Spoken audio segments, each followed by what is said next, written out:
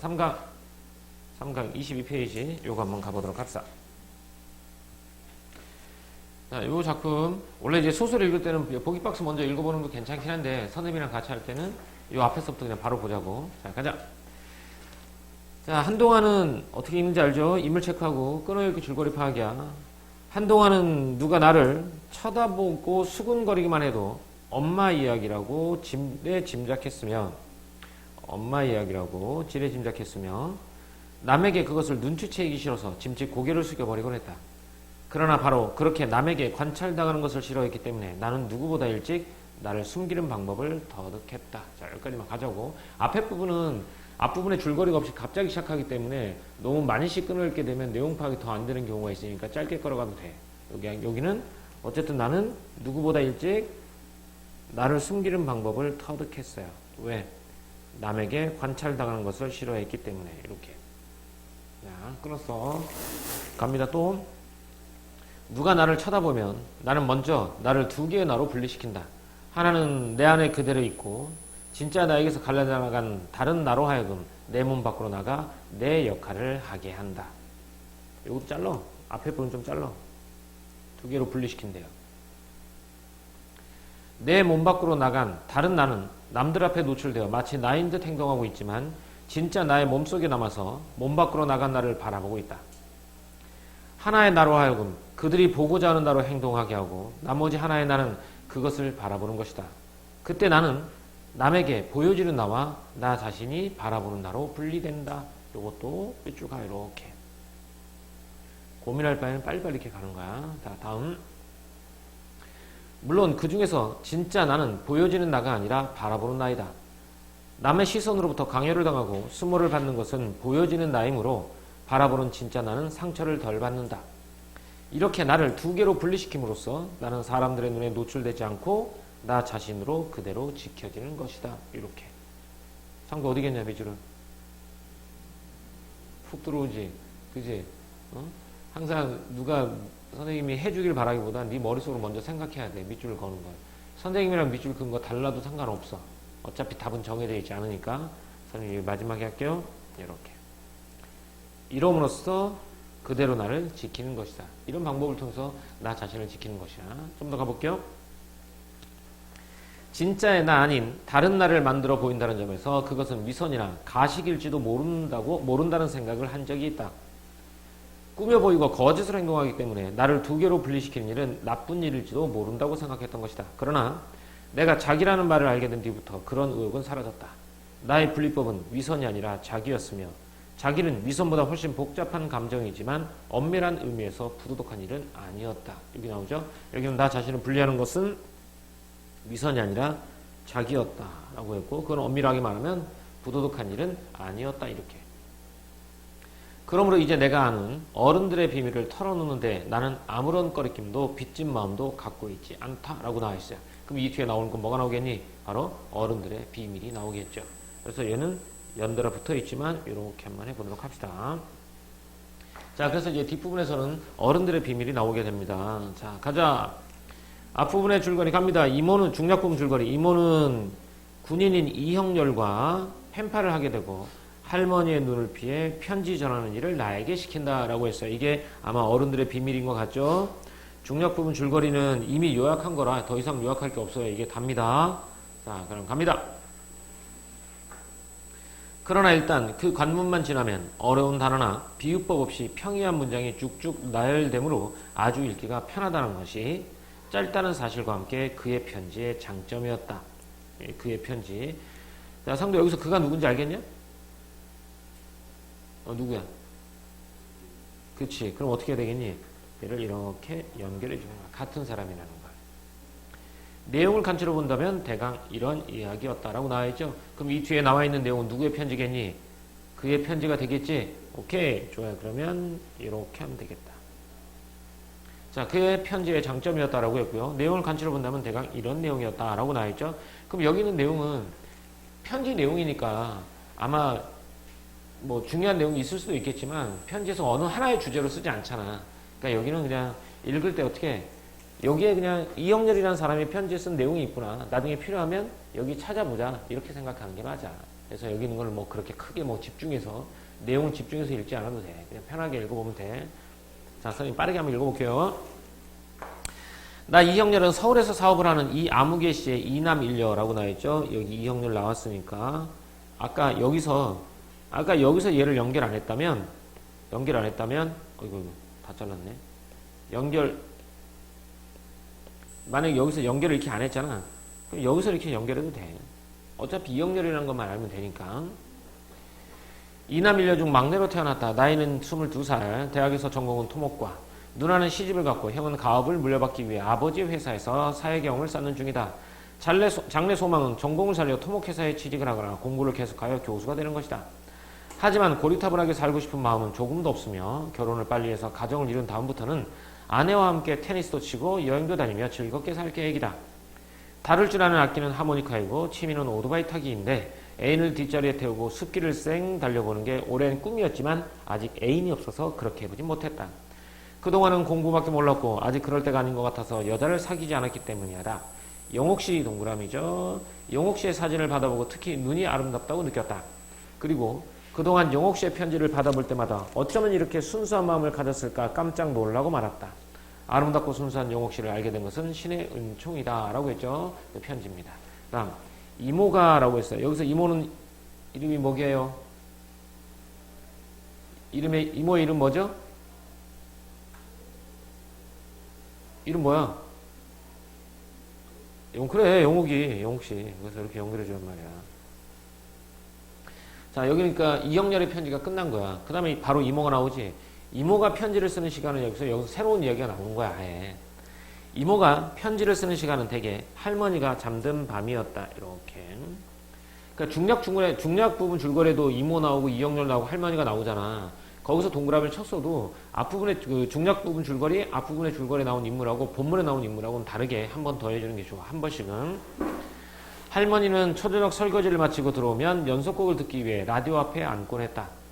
하지만 초저녁 잠이 많아 그 좋아하는 연속곡을 언제나 끝까지 듣지 못하고 코를 고는 것이었다. 할머니는 귀로 듣기만 하면 되는 라디오인데도 연속곡 시간에는 다른 일을 모두 패하고 꼭 그 앞에 바짝 앉아 굳이 라디오를 쳐다보면서 연속곡을 듣곤 했다. 그렇게 보고 있지 않으면 그 사이에 이야기가 그냥 지나쳐 버리기라도 한다는 듯이 라디오에서 눈길을 떼지 못한다. 야, 여기죠. 자, 여기는 이제 무슨 내용이니? 할머니가 뭐 하는 거야? 뭐 라디오 듣는 거 같죠? 그죠? 그러면 여기 하자. 초저녁 잠이 많아 그 좋아하는 연속곡을 언제나 끝까지 듣지 못하고 코를 고는 것이었다. 이렇게. 왜 이 얘기냐면 어쨌든 간에 편지 쓰는 것과 관련돼 있잖아. 앞에서 이모가 편지를 쓰는 시간은 되게 할머니가 잠든 밤이었다라고 했으니까 이것과 연결해보면 여기가 맞아요. 여기서는 할머니가 TV 본다는 것 자체가 중요한 게 아니라 이모가 편지를 어떻게 쓰느냐가 중요한 거니까 이렇게 가는 게 맞고. 자, 그러면서도 정작 중요한 대목의 할머니 쪽을 쳐다보면 대개는 고운하게 잠이 들기 일쑤였다. 내가 할머니를 흔들면서 할머니 들어보세요. 지금 어떻게요? 그 딸이 엄마하고 만났어요. 지금요? 라고 연속극의 진행 상황을 설명해주면 그토록 중요한 순간에 잠이 들어버렸다는데 무안해진 할머니는 전혀 졸지 않았던 사람처럼 목소리를 높게 내며 나도 안다 알아 하고 눈꺼풀에 힘을 주지만 조금 있다 보면 어느새 또 푸푸하는 일정한 리듬 소리를 내며 도로 잠이 들어 있었다라는 거죠. 여기는 앞에 있는 내용하고 똑같지 않냐? 할머니가 잠들었다는 내용하고. 그래도 안 하기에는 좀 뭐하니까 한번 해보자 그냥. 어느새 일정한 리듬의 숨소리를 내며 도로 잠들어 있었다. 이렇게. 할머니의 초저녁잠이 그렇게 깊었기 때문에 이모는 마음껏 금지된 편지를 썼고 나는 그동안 이모가 우리 미장원에서 빌려온 썬데이 서울을 뒤적이고 있다가 이모가 맞춤법이나 표현에 대해서 물어오면 자문관 역할을 해줄 수 있었다.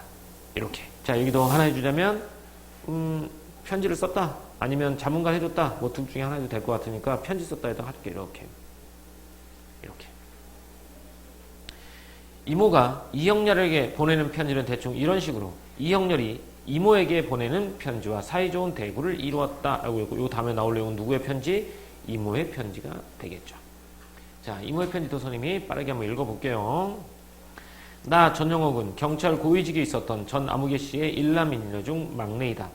오빠는 현재 법대 3학년이고 어머니가 농업과 건축업, 가게집 세놓은 일을 표현할 고상한 말을 찾던 이모는 집과 관계된 직업 중에 이 말이 가장 무난하다고 생각했다. 건축업에 종사한다. 아버지가 6.25 때 순직하여서 국가유공자 집안이다. 나이는 21살. 서울에 있는 대학에 합격했지만 이 사실을 나도 처음 듣는 일이었지만 이모가 원서를 낸 것까지 사실이라고 얼굴을 붉혀가며 주장했기 때문에 더 이상 진위를 가리지로 않기도 했다. 어머니 곁을 떠날 수 없어 학업을 포기하고 고향에서 영어를 가르치고 있다. 성격이 조용하여 취미는 독서와 음악 감상이고 장래 소망은 현모양처. 남자친구는 전혀 없으며 기회는 많았지만 집안이 엄격하여 교제를 해보지 못했다. 좋아하는 계절은 가을, 좋아하는 꽃은 나를 잊지 마세요 라는 꽃말을 지닌 물망초. 그리고 이상적인 남성형은 변함없이 나를 아껴주는 진실한 남성. 이렇게 여기 누구의 편지? 이모의 편지가 되겠죠. 자, 그러나 이모의 편지가 언제까지나 이런 입문 단계에 머물렀던 것은 아니었다. 시간이 지날수록 이모의 편지는 점점 센티멘탈하게 변해갔다. 그러더니 그리움이란 단어가 이따금 눈에 띄고 애틋한 구절이 많아진다 싶을 무렵부터 더 이상 편지를 보여주지 않았다. 그때부터는 표현에 대한 자문도 구하지 않았고 그런 형식적인 표정을 극복할 만큼 이형렬과의 관계가 발전한 것인지 맞춤법을 물어오는 일도 거의 없어졌다. 이제 그에게서 온 편지도 보여주지 않았다. 자, 여기는 이제 무슨 내용일까요? 편지의 내용이 좀 달라진 것 같아. 그지? 여기서 이렇게 편지를 보여주지 않았잖아요. 더 이상 편지를 보여주지 않았다. 여기 이렇게 할게요. 그래도 편지를 전해주는 일은 여전히 내 소관이었으므로 나는 여전히 이모의 비밀을 혓바닥 밑에 감추고 있는 셈이었다라고 했죠. 이렇게 해서 마무리가 됐습니다. 됐죠? 이렇게. 그리고 나서 항상 어떻게 하라고? 제발 바로 문제로 넘어가지 말란 말이야. 알겠지? 앞에 내용을 한 번 더 정리하고 가. 이게 이 단순한 작업, 15초에서 20초 걸리는 이 작업이 문제 푸는데 훨씬 더 중요할 거니까. 자, 가볼게요. 나, 엄마. 바로 그렇게 남에게 관찰당하는 것을 싫어했기 때문에 나는 누구보다 일찍 나를 숨기는 방법을 터득했다. 누가 나를 쳐다보면 나는 먼저 나를 두 개의 나로 분리시킨다. 그때 나는 남에게 보여주는 나와 나 자신이 바라보는 나로 분리된다. 이렇게 나를 두 개로 분리시킴으로써 나는 사람들의 눈에 노출되지 않고 나 자신으로 그대로 지켜지는 것이었다. 나의 분리법은 미선이 아니라 자기였으며 자기는 미선보다 훨씬 복잡한 감정이지만 엄밀한 의미에서 부도덕한 일은 아니었다. 그러므로 내가 아는 어른들의 비밀을 털어놓는데 나는 아무런 꺼리낌도 빚진 마음도 갖고 있지 않다. 이모는 군인인 이형렬과 펜팔을 하게 되고 할머니의 눈높이에 편지 전하는 일을 나에게 시킨다. 자, 그의 내용을 간추려 본다면 대강 이러한 내용이었다. 이형렬의 편지 나오죠? 이형렬의 편지 나옵니다. 자, 이모, 그 다음에 할머니 나오죠? 하지만 초저녁잠이 많아서 그 좋아하는 연속곡을 언제나 끝까지 듣지 못하고 코를 고는 것이었다. 어느새 또 푸푸하는 일정한 리듬 속에 리듬의 숨소리를 내며 도로 잠들어 있었다. 할머니의 초저녁잠이 그렇게 깊었기 때문에 이모는 마음껏 금지된 편지를 썼고 이모가 이형렬에게 보내는 편지는 대충 이런 식으로 이형렬이 이모에게 보내는 편지와 사이좋은 대구를 이루었다. 대구는 짝이니까 짝을 이루었다라는 얘기 나오죠. 편지 쭉 나옵니다. 그러더니 그리움이라는 단어가 이따금 눈에 띄고 애틋한 구절이 많아진다 싶을 무렵부터 더 이상 편지를 보여주지 않았다.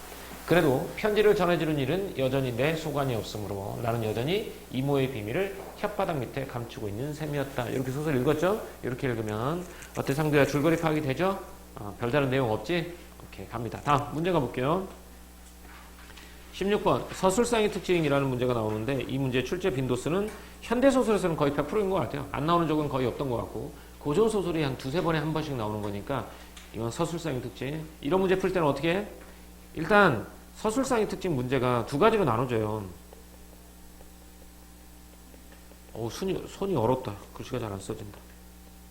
서술상의 특징 첫 번째가 전체 서술상의 특징을 물어보는 거야. 그 다음에 지금 이 문제가 부분 서술상의 특징을 물어보는 거란 말이지. A, B, 뭐 가나 이렇게. 근데 얘네들의 공통점은 이런 문제가 나오면 일단 둘 다 시점을 먼저 파악해야 돼요. 시점 파악 먼저 해야 돼요. 그 다음에 이 부분 서술상의 특징은 시점을 한 다음에 뭘 먼저 찾아야 되냐면 여기서 서술 대상을 먼저 찾아야 돼. 전체 서술상의 특징은 서술 대상이 하나로 정해져 있지 않아요. 다양한 내용이 있기 때문에. 하지만 이렇게 부분의 서술상의 특징을 물어볼 때는 서술 대상을 확정할 수 있어요. 특정할 수 있어. 그래서 서술 대상이 무엇인지 한번 찾아보는 게 좋죠. 자, 이 작품의 시점 몇 인칭입니까? 앞에 넘겨봤더니 동그라미, 인물 동그라미 친 거야. 나 있었어, 없었어? 있었지. 그럼 몇 인칭이야? 1인칭입니다. 얘는 1인칭인데 1인칭 주인공인지 관찰자인지는 모의고사에서는 그렇게 중요하지 않아요. 그냥 1인칭이라는 것만 알고 있으면 돼. 1인칭이었고 서술자는 나가 되겠죠. 자, 그러면 A를 먼저 봐야 되겠죠. A 넘어가 봅시다. A는 앞에 보면 힌트가 있죠. A는 무슨 내용이죠? 서술 대상이 뭐죠? 무엇에 대해서 지금 서술하고 있습니까? 바로 이영렬이 이모한테 보낸 편지가 되겠지. 그래요. 그러니까 이건 바로 이영렬이 이모에게 내긴 편지가 될 것입니다. 그럼 그 편지를 어떻게 서술했는지야. 편지의 내용을 물어보는 게 아니라 이 글의 서술자인 나가 그 편지를 어떻게 서술했냐가 포인트인 거지. 자, 가볼게요. 자, A와 달리라는 말을 했으니까 A에는 뒤에 있는 내용이 없어야 되겠죠. 간추린 편지 내용에 서술자가 알고 있는 관련 내용을 덧붙이는 방식으로 서술하고 있다라고 했어요. 자, 여기서 볼게요. 서술자가 알고 있는 관련 내용을 덧붙이는 방식. 여기서 서술자는 누구라고요? 나지? 어린 나잖아. 자, 한번 물어볼게요. 내가 알고 있는 관련 내용을 그 편지에다가 중간중간 덧붙입니까? 찾아보세요. 덧붙여요? 자신이 알고 있는, 서술자인 나가 알고 있는 내용을 덧붙인다. 맞습니까? 아니죠? 그래요. 그럼 A와 달리라는 말을 쓸 수 있어요. 이렇게. 다음 2번.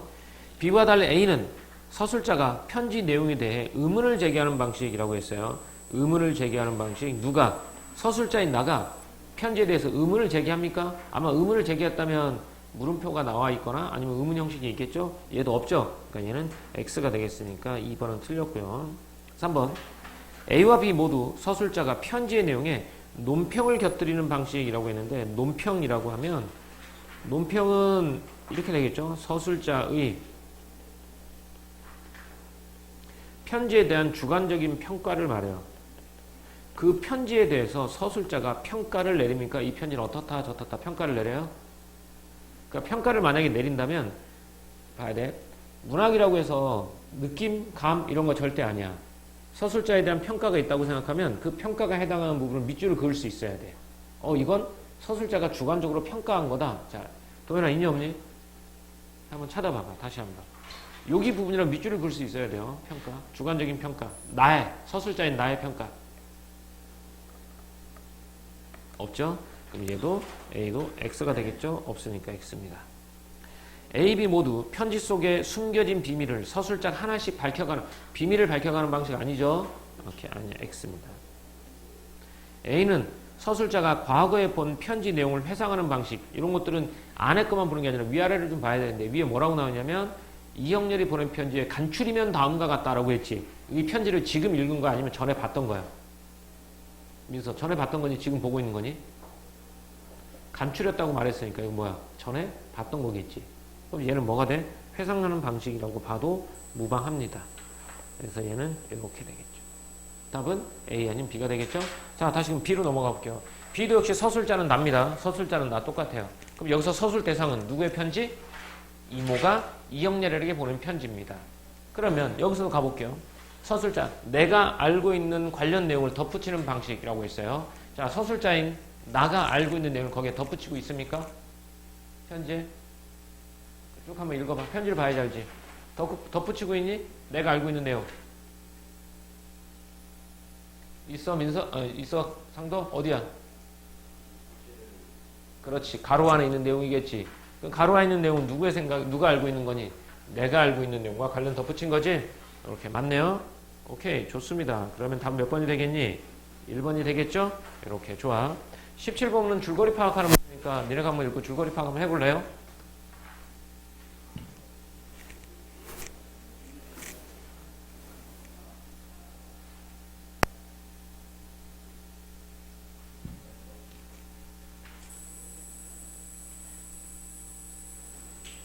자, 이런 문제는 키워드 찾는 문제잖아. 여기 있는 거는 엄마 이야기 나왔죠. 엄마가 나와 있는 부분 어디였니?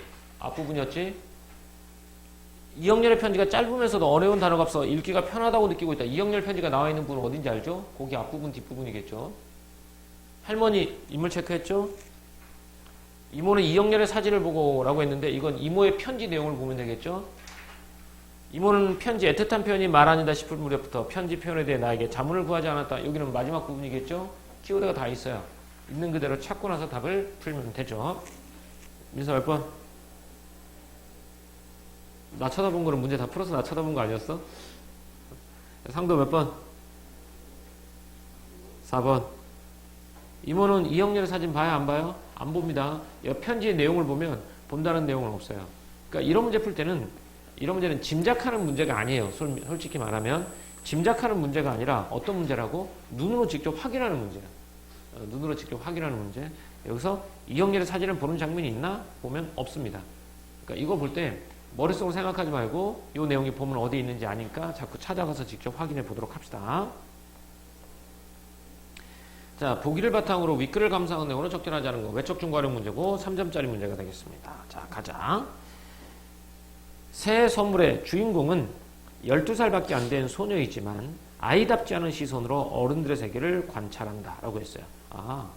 뭐 밑줄 안 해도 되고, 이 과정에서 자신의 내면을 감춘 채 어른들의 가식적인 세계를 드러내는 것이 부도덕하다고 생각하지 않는다. 얘도 맞죠? 이것은 성장 과정에서 자신에게 호의적이지 않은 주변 세계로부터 자신을 방어하는 수단과 관련이 된다라고 했어요. 한번 더 읽어봐도 되고요. 왜냐하면 선택지는 어떻게 되어 있냐면 한 것은, 느끼는 것은, 이렇게 것은 평가하며 또 보여주는 됐고, 미안, 평가는 아니죠. 여기 것은 이렇게 나와 있고 것은 이렇게 돼요. 슬래시 앞쪽은 늘 말하지만 본문이고요. 슬래시 뒤쪽은 보기의 내용이에요. 그렇기 때문에 보기의 내용도 본문 내용도 두 개를 보고 맞춰봐야 되니까 꼭 봐야 되겠죠. 앞에 것부터 볼까? 누구보다 일찍 나를 숨기는 방법을 터득했다고 한 것이라고 하죠. 본문에 나오죠. 그런 내용이. 그렇죠? 나가 자신의 내면을 어른들에게 보여주지 않기 위해 일찍부터 노력해온 결과라고 볼 수 있다라고 했죠. 여기서 보면 자신의 내면을 감춘 채라는 말이 나오죠. 앞에도 보면 숨기는 방법을 터득한 건 나 자신을 보호하기 위한 방법이라고 나오죠. 앞에 내용도 봤고 보기 박스 내용도 나오고 연결관계도 아주 자연스럽죠. 이렇게 남의 시선으로부터 강요를 당하고 수모를 받는다고 느끼는 것은 이라고 나와 있어요. 본문에 보면 그렇게 나와요. 그러니까 여기 보면 이렇게 따옴표가 있어. 이 따옴표는 본문에 있는 내용을 인용한 거야. 그러니까 엄밀하게 말하면 앞에 넘어가서 여기 이제 그중 여기 봐봐. 여기 따옴표가 돼 있으면 본문에서 이렇게 까맣게 칠해져 있단 말이야. 굵은 글씨로 되어 있어. 물론 그 중에서 진짜 나는 보여주는 나가 아니라 바라보는 나이다. 남의 시선으로부터 강요를 당하고 수모를 받는 것은 보여지는 나이므로 바라보는 진짜 나는 상처를 덜 받는다라고 말했지. 이렇게 두 개를 분리함으로써 이런 상처를부터 내가 좀 덜 받게 하는 방법이 되겠죠. 얘는 이제 다른 사람들로 받는 나의 상처가 되겠네. 이렇게 봤어. 그걸 보고 오자면 남의 시선으로부터 강요를 당하고 수모를 받는다고 느끼는 것은 나가 자신을 둘러싼 세계에 대해 결코 호의적이지 않다는 인식과 관련이 있겠고요. 맞겠죠? 그래서 여기 나와야죠. 자신에게 호의적이지 않는 주변 세계라는 거죠. 나는 이렇게 느끼는 거야. 주변 세계가 나에게 호의적이지 않다라고 느끼는 거지. 그렇기 때문에 강요를 당하고 수모를 받는다라고 본 거죠. 이 내용도 맞고 이 내용도 보기에서 가져왔고요. 앞뒤 내용도 자연스럽습니다. 이렇게 맞죠. 다음.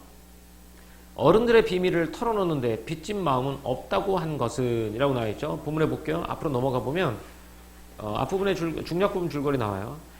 그러므로 라고 말했죠. 왜? 아무런 꺼리낌도 빚진 마음도 없다라고 말을 했어요. 위선이 아니라 뭐기 때문에? 자기이기 때문에 라고 말했죠. 그래서 내가 어른들의 비밀을 털어놓는데 빚진 마음을 갖고 있지 않다라는 얘기는 나 자신을 감추는 것이 위선이 아니라 자기였으므로 자기는 부도덕한 것이 아니었기 때문이다 라고 본 거죠. 그래서 보면 없다고 한 것은 나 자신의 행위를 부도덕한 것이 아니라고 여겼기 때문이다 라고 했죠. 위선이 아니라 자기로 여기게 되니까. 얘도 맞네요. 이렇게. 이모의 편지에 대해 형식적인 포장을 극복했다고 평가하며 이형렬의 관계가 깊어졌으리라고 짐작한 것은 맞죠? 센티멘탈한 내용, 그림이라는 내용. 나가 아이답지 않은 시선으로 어른들의 세계를 관찰하고 있음을 보여준다. 그렇죠? 아이답지 않게. 그리고 이 내용도 아이답지 않게 라는 말이 나와 있어요. 아이답지 않은 시선으로 이렇게 나와 있죠. 얘도 맞고 연결관계도 맞네요. 얘도 맞아요. 이모의 비밀을 혓바닥 밑에 감추고 있는 셈이라고 한 것은 이라고 나와 있죠. 앞에 넘어가 보면 마지막에 나와 있어요. 이모의 비밀을 혓바닥 밑에 감추고 있는 셈이다 라고 했죠. 이건 뭐니? 이 편지 전해주는 일은 내가 하기 때문이야. 편지의 내용은 보지 못하지만 편지 전해주는 일은 여전히 내가 하고 있기 때문이다 라고 말하는 거네요. 자, 그러면 어떻게 나와 있나 뒤에는 미안. 나가 어른과 서로 비밀을 공유하는 것 틀렸죠. 비밀을 공유한다는 얘기는 나의 비밀도 어른이 알고 있어야 되는데 나는 이모의 비밀만을 알고 있죠. 그래서 비밀 공유는 아니게 되겠습니다. 또 하나는 비밀을 공유하는 것이 자기 방어의 수단이 될 수 있다는 생각이라고 했는데요. 위에서 보면 자기 방어의 수단은 뭐죠? 자기 방어의 수단은 뭐니? 내면을 감추는 거죠. 또 다른 나로 분리하는 것이죠. 비밀을 공유하는 것은 아닙니다. 그래서 보기 뒷부분하고도 틀렸고 연결관계도 틀렸죠. 그래서 다음 몇 번? 5번 이렇게 풀어요. 그러니까 이런 문제가 나오면 가장 좋은 방법 중 하나가 뭐냐면 내가 이런 문제를 자주 틀린다고 하잖아. 그러면 기출문제에서 저 문제만 체크해. 다른 문제 풀지 말고 저 문제만 먼저 풀어보는 것도 괜찮아. 다음 문제요. A와 B를 통해 나를 이해하는 오늘 가장 적절한 것 했습니다. 가장 적절한 것이라고 했잖아. 이런 거는 선생님이 웬만하면 뭐라고 보라고? 얘는 서술형이라고 생각하란 말이야. A와 B를 통해서 나를 이해하는, 나는 서술자잖아. A와 B를 통해서 서술자가 어떤 사람인지를 한번 보잔 말이야. 자, A와 B가 아마 가까운 데 있을 거예요. 자, A는 위선 자기였죠. 그죠? 그럼 여기 이용 문장을 다시 읽어보면 나의 분리법은 위선이 아니라 자기였으며 자기는 위선보다 훨씬 복잡한 감정에 대한 엄밀한 의미에서 부도덕한 일은 아니다 라고 했죠. 그러니까 나를 분리하는 것은 위선이 아니라 뭐라고 생각해? 자기라고 생각하죠. 그건 부도덕한 일은 아니다 라고 생각하고 있는 것 같아요. 자, 그러면 답 찾아봅시다. 지금 우리가 생각한 거랑 가장 관련 있는 답 몇 번일까요?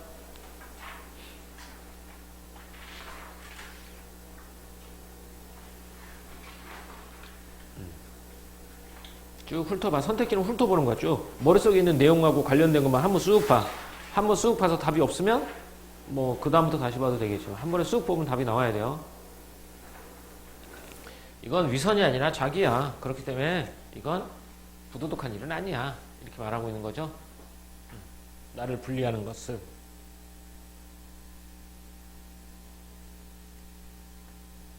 몇 번입니까? 답은 몇 번? 4번이 되겠죠. 이렇게 위선이 아니라 자기였으므로 그건 부도덕한 일은 아니다 라고 말하고 있죠. 됐죠? 오케이, 좋아요. 자, 그 다음 뒤로 넘어갑시다. 쭉 넘어가서 현대시 한번 해보도록 할게요. 이렇게. 제목이 김남조의 설목 되겠습니다. 김남조의 설목. 설목이니까 29페이지. 설목인데 제목을 항상 중요하게 여겨야 돼요. 김남조는 유명한 시인이긴 하지만 이 사람에 대해서 우리가 막 꼭 알아놔야 된다. 그 정도는 아니니까 제목이 설목이라는 것만 놓고 볼게요. 설목이라고 했어요. 눈설자 나무 목자죠. 그러면 눈 쌓인 나무? 뭐 이런 거 아니면 눈을 막고 있는 나무? 이런 되겠죠? 아니면 뭐 겨울나무? 어떤 의미든 상관없어요. 아마 눈과 덮여있는 나무를 보고 있는 것 같아요. 상도 왜? 촬영 잘 되고 있나 궁금해? 일어나서 봐봐. 잘 되고 있나? 잘 되고 있나 봐. 선생님 모습 안 나오면 안 되잖아. 초점을 잘 맞는지. 잘 나와? 그래. 고맙다. 자, 김남주의 설목 가보도록 합시다. 저번에 이렇게 촬영했는데 소리가 하나도 안 들어간 경우가 되게 많았어. 마이크를 끊고 촬영한 것도 많고. 그러면 진짜 미칠 것 같아. 처음부터 다시 촬영해야 되잖아. 그래서 그냥 안 해. 자, 근데 더 안타까운 건 소리가 안 들어간 걸 글로 올려놨는데 봤어? 그랬더니 봤대. 안 본 거지. 보는 척 한 거지. 그지? 자, 요거 편하게 한번 쭉 읽어보세요. 선생님이 물어볼 질문은 똑같잖아요. 자, 읽어봐.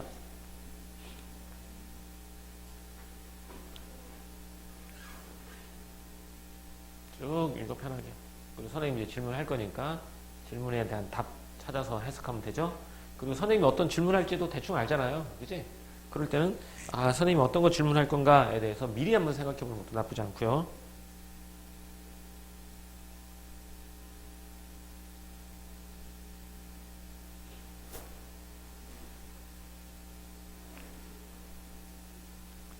자, 가볼게요. 질문 갑니다. 여기서 화자는 누구죠? 화자는 누구라고? 대답 안 해. 화자는 항상 누구야? 나. 그 화자 여기 나 드러나 있어? 안 드러나 있어? 드러나 있어. 어디 나와 있냐면 나의 마음속 나와 있죠. 자, 그럼 나 지금 상황이 현재 상황이 긍정적이니 부정적이니? 나의 현재 상황이 긍정적일까요? 부정적일까요? 그래, 차도 다시 봐요. 괜찮아. 뭐 해보자. 오늘 천천히 한번 가보자. 부정적. 왜 부정적이죠? 아, 부정적이라는 걸 알 수 있는 부분이 어디야? 어디 부분이지? 마지막 어디? 외로운 겨울밤, 겨울밤? 요거는 나왔으니까 얘기해 줄게. 외로운 겨울밤, 겨울밤이라고 했으니까 여기는 외로움이잖아. 외로움은 물결이야. 반응이에요. 내가 왜 외롭냔 말이야. 어떤 상황에서 외로움을 느끼지? 그 어떤 상황에서 외로움을 느끼냐 해서 어떤 상황이 밑줄인 거야. 다시 한번 가보자. 어떤 상황입니까, 화자는? 여기서 어떤 상황이야? 상황이 부정적이라며 외로움을 느끼는 거잖아. 왜 외로움을 느끼냔 말이야. 그거 알 수 있는 구절이 있겠지. 어디? 그렇지. 그래요. 사랑하노라 사랑하는 사람 떠나고 없음이여 라는 거야. 요게 상황이 떠난 거야. 그죠? 요게 이별의 상황이죠. 그런데 이런 이별의 상황 속에서 이 사람은 제목이 설목이잖아. 왜 갑자기 설목인 거지? 설목은 내 마음속에 심은 나무죠. 그 나무를 통해서 화자의 마음을 드러내고 싶었던 거야. 그래서 내 마음속 한 그루 설목을 갖고 왔습니다라고 요걸 상황이라고 보자고. 이런 상황에서 사랑하는 사람이 떠났어요. 그러면 사랑하는 사람이 떠난 상황에서 그럼 화자는 어떤 정서를 느끼고 있느냐? 아까 정서는 아까 찾았어요. 외로움을 느끼고 있습니다. 또 하나 볼까요? 또 하나는 어떤 거냐면 야, 미워하면서 나를 미워하면서 내 옆에 남아줌이 100배는 더 고맙고 복되었을 것을 이라는 거야. 아니, 내 옆에 나를 미워하면서라도 내 옆에 남아있는 게 더 좋았을 것을 이렇게 되죠. 자, 또 가볼게요. 여기 내용이 조금 어려워요. 여기 내용이 좀 어렵단 말이야. 근데 어려워도 돼. 내 마음속에 있는 나무는 곧 나의 마음일 거 아니야. 나무가 내 마음일 거 아니야. 나무가 보이는 반응 어떤 거지? 한번 가보자. 물방울 소리 하나 들리지 않는 두터운 철문 같은 고요 속에 나무까지 사철 고드름을 달고 소스라쳐 위로 설하게 뻗는 백엽보다도 희고 손실인 이 나무는 역력히 이 마음을 담은 내 사랑의 표지입니다 라고 했지. 그러면 내 사랑의 표지는 겉으로 드러내주는 것이란 말이야. 뭐가?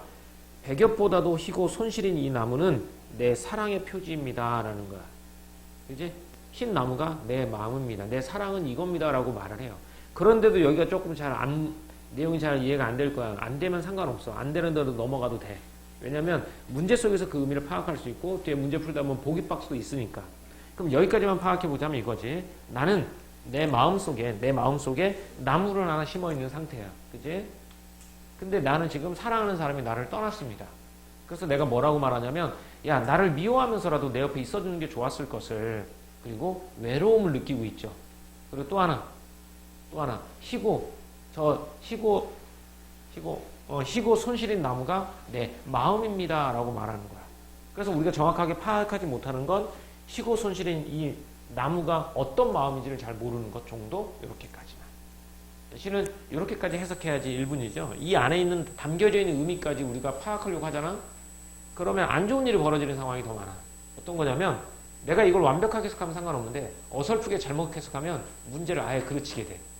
그렇지? 그러니까 이 상태로 냅두세요. 그러면 이제 문제 한번 풀어보러 가봅시다.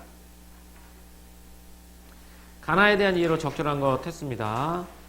자, 여기 있는 개념들을 한번 볼까? 의태어 사용, 그 다음에 스스로에게 묻는 질문, 독백의 방식, 대화의 방식, 점층적 표현, 역동성, 그 다음에 뭐 세태 변화, 세태 변화 이런 말들 한번 가볼게요. 의태어는 잘 알죠? 의태어는 안 써도 돼. 아는 사람들은 모양이나 동작을 흉내내는 말이 되겠고요. 스스로에게 묻는 질문이 어쨌든 자신한테 물어봐야 되잖아. 그러니까 묻는 질문이니까 반드시 본문에 뭐가 나와야 되겠니? 의문형 어미가 나오겠지. 그 의문형 어미가 나한테 물어보는 것이겠고, 독백의 방식은 뭐가 없다는 거니? 청자가 없다는 거고, 대화의 방식은 청자가 있다는 거야. 이거 서로 반대되는 말이니까. 청자가 있다는 말은 여기에 누가 있다? 2인칭 대명사가 있는 거야. 2인칭 대명사가 있거나 아니면 혹격조사가 있다는 얘기가 되겠죠. 혹격조사는 누구누구야, 누구누구이여, 누구를 부르는 말 이런 것들이 되겠고, 2인칭 대명사는 너, 그대, 당신 이런 것들이야. 그렇죠? 이렇게 되고 점층적 표현을 통해서 점층적 표현이라는 얘기는 막 선생님 막 화살표에다 쓸게요. A가 이거예요. B는 A를 포함한 B예요. C는 A, B를 포함한 C가 되겠죠. 이렇게 가는 게 점층이야. 이렇게 가는 게 점층 이거고요. 역동성은 힘차게 움직이는 것 되겠죠. 힘차게 움직이는 것이니까 얘는 동적 이미지에다가 동적 이미지에 플러스가 되는 거야. 힘차게를 뜻하는 부사어라든지 아니면 힘차게를 뜻하는 접사들이 돈다, 휘돈다, 솟는다, 치솟는다, 흐른다, 세차게 흐른다 뭐 이런 부사어라든지 접사가 추가되면 역동성이 되겠고요. 세태는 세상 세자고 태자는 모양 태자예요. 그러니까 얘는 세상의 모습, 화자가 살고 있는 세상의 모습이 되겠고 또는 세상의 모습뿐만 아니라 세상 사람들의 모습까지도 포함됩니다. 세태. 그래서 세상의 모습의 변화, 세상이 어떻게 변했는지 나타내는 것 이렇게 보겠죠. 자, 그럼 가볼게요. 가부터 가보자. 가와 달리 나는 의태어를 사용하여 시적 상황을 드러내고 있다니까 가에는 의태어가 없다는 얘기네요. 자, 가보세요. 가에 의태어 있습니까? 없습니까? 모양이나 동작을 흉내내는 말 찾아보세요.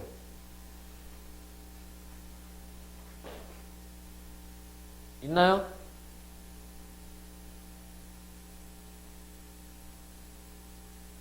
상대 찾았냐 못 찾았냐?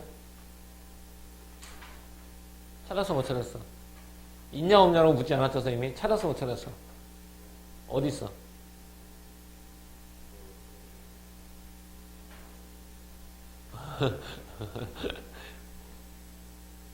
아닙니다. 의태어는 어떤 것들이냐 이런 거예요. 우뚝, 듬성듬성, 드문드문 이렇게 모양이나 동작을 상징하는 것이죠. 그러니까 괜찮아요. 이렇게 하면서 우리가 의태어를 알아가는 거죠. 자, 이 가시에는 의태어가 있습니까? 없습니까? 없어요. 그래서 가와 달리라는 말을 쓸 수 있어요. 가와 달리 맞죠? 이렇게. 나와 달리 가는 스스로에게 묻는 질문을 활용하여라고 했죠. 자, 의문형음 있나요? 이게? 물어보는 의문형음이. 니네가 할 거야. 의문형음이. 없지? 의문형음이가 없으니까 그게 나한테 묻는 건지 다른 사람한테 묻는 건지 찾아볼 필요도 없죠. 가는 X죠? 얘는 틀렸고요. 가는 독백의 방식을 통해라고 해서 독백의 방식은 청자가 없어야 되죠. 청자가 없어야 된다는 얘기는 여기 나와 있는 너, 그대, 당신, 누구누구, 야, 이어, 내 이런 말이 본문에 없어야 되거든요. 이런 말이 본문에 있나요? 없나요? 있죠? 본문에 있어요. 당신이요 라는 말이 있는 것 같아요. 그러면 얘는 X입니다. 가는 독백의 방식이 아니에요. 그러면 오케이 좋아. 다음 가나 모두 점층적 표현을 사용하여 점층적 표현을 찾기가 되게 힘들어요. 뒤에 역동성을 보는 게 맞습니다. 여기서 힘차게 움직이는 거야. 단순하게 움직이는 것이 아니라 힘차게 움직이는 역동성을 나타내는 구절이 있는지를 찾는 게 더 빠르죠. 있어요? 그리고 그 부분에 점층이 나와 있는지를 보는 게 더 빠르단 말이야. 자, 여기 힘차게 움직임을 나타내는 부분 있나요? 없나요?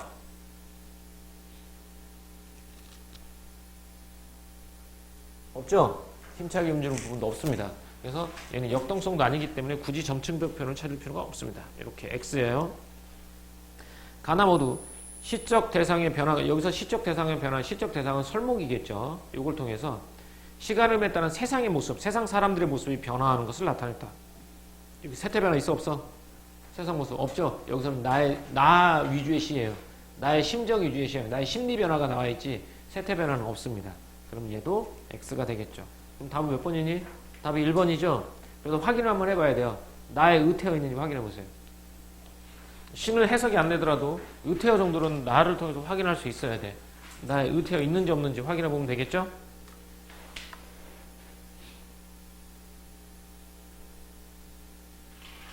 자, 찾았어? 뭐 있어? 총총이 또?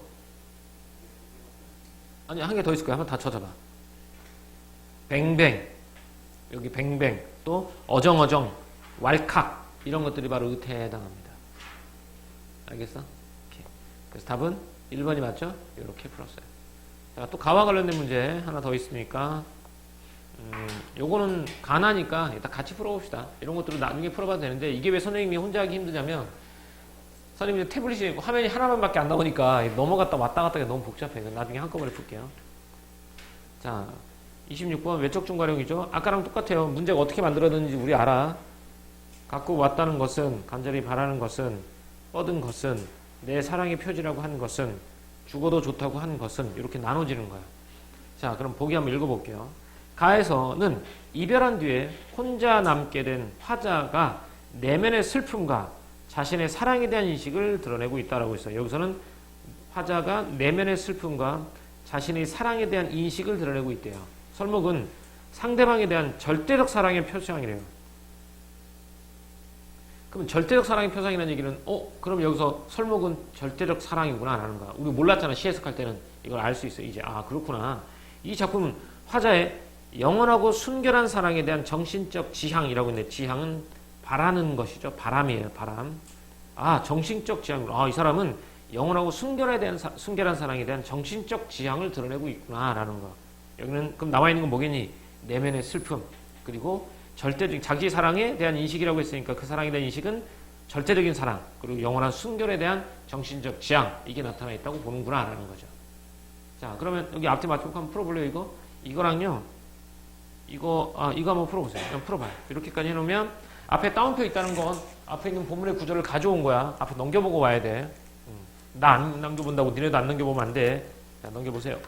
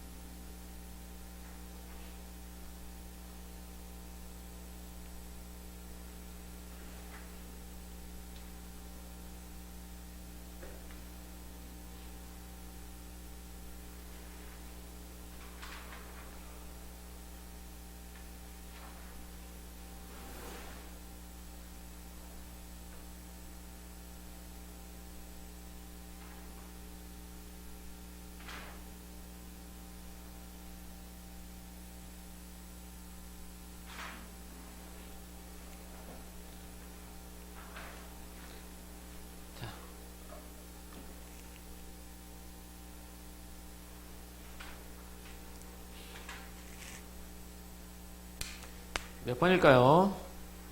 정훈아, 이거 몇 번이냐?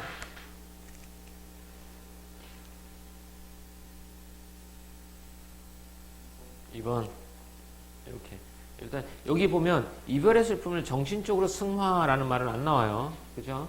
그리고 내 남 앞에 간절하게 바라는 건, 그냥 내 옆에 있어줬으면 좋겠다지. 이거를 뭐, 승화하고, 뭐, 이겨내고 그런 건 아니겠죠? 답은 2번이 되겠습니다. 이렇게. 자, 그 다음, 나하고요.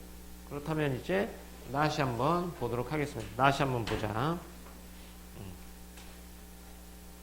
나시의 제목은 뭐가 되겠나 쭉쭉쭉쭉쭉 보면 겨울날입니다. 제목이 겨울날이니까 화자는 지금 겨울날이구나. 겨울날에 있구나. 아니면 겨울날을 회상하고 있거나 어떤 겨울날과 관계되어 있다는 걸 알면 되겠죠. 자, 이 작품도 편하게 한번 읽어보세요. 자, 쭉 한번 읽어봐. 선생님 어떤 거 물어볼지 알잖아요.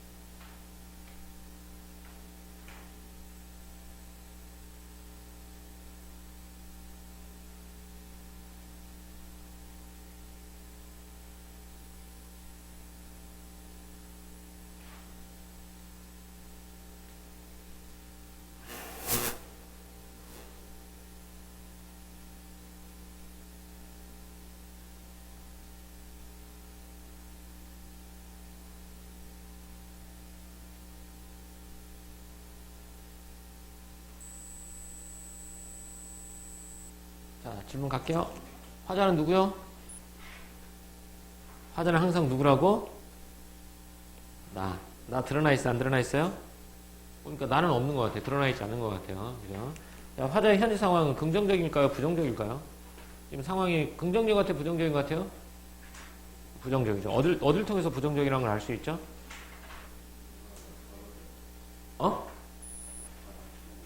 가장 처음? 가장 처음 여긴데? 마당에서 봄과 여름에 정든 얼굴들이 하나하나 사라져 갔다라는 얘기는 계절적 배경이겠죠. 그러니까 봄과 여름이 사라져 갔다니까, 그냥, 그러네요. 봄, 여름, 사라져 갔다. 가을이 됐다는 얘기인가? 그죠? 이렇게. 근데 오동잎도 다 떨어지고, 저무는 저녁 가을에 인가의 정서를 품는 꼬양 굴뚝, 찬바람에 그냥 무색해졌다지. 그러면 찬바람에 이런 것도 다 무색해졌다니까 이제 뭐가 된 거니? 겨울이 됐다는 얘기가 되겠네요. 근데 이건 또 별로 중요한 것 같지는 않아요. 그죠? 계절적인 제목이 겨울날이었으니까. 그럼 상황이 돼요. 그 다음에 뭐가 나오겠니? 또 상황이 어떤 상황? 부정적이라고 했잖아. 겨울이 됐다고 해서 부정적인 상황은 아니에요. 그냥 그건 겨울인 거지. 자, 민서, 어떤 상황이죠?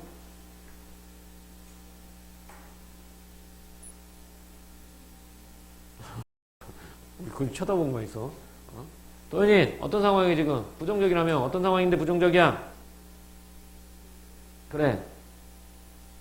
늦가을 김장 걱정을 하면서 집을 팔게 되어 라는 말이죠. 집을 팔게 된 상황이에요. 또 하나 더.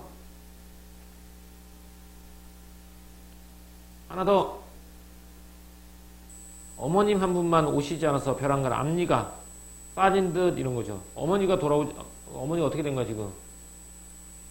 한 분만 오지 않아서 벼랑간 앞니가 허전하다고 했죠. 어머니가 돌아가신 거야. 이렇게. 그치? 또 하나. 말 한마디 못하고 갈라진 어머니시다. 어머니하고 이별한 것이겠죠. 이렇게. 또 상황 있는 거 볼까, 뒤에?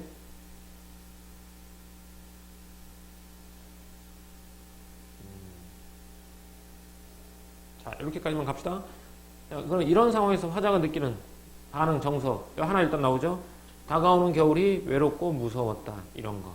그리고 어머니가 없어서 앞니가 무너진 듯 허전해서 눈들 것이 없었다라는 거. 이런 거. 또 뒤에 가보면 쭉 보면